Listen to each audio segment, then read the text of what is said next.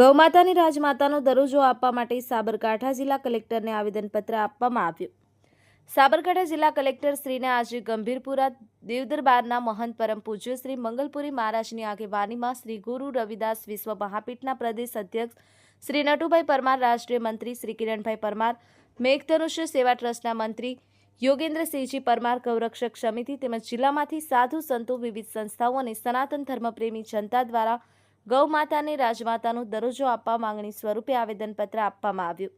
રાજ્ય સરકારમાં ગુજરાતના વિવિધ હિન્દુ સંગઠનો દ્વારા અનેકવાર ગૌમાતાને રાજમાતાનો દરજ્જો આપવા માટે માંગ કરવામાં આવી છે.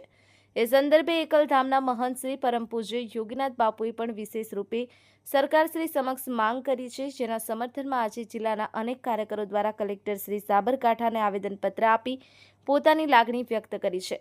જેમાં કલેક્ટર સાહેબ શ્રીએ આ અંગે ખૂબ જ સંતોષકારક જવાબ આપી અમારી વાતને યોગ્ય જગ્યાએ પહોંચાડવાની ખાતરી આપી છે અને વિશ્વાસ છે કે અમારી આ ધર્મપ્રેમી લાગણીને સરકાર સાંભળશે અને યોગ્ય નિર્ણય લાવશે. Chandrashekhar Bhavsar, the news of Gujarat, Khedbrahma.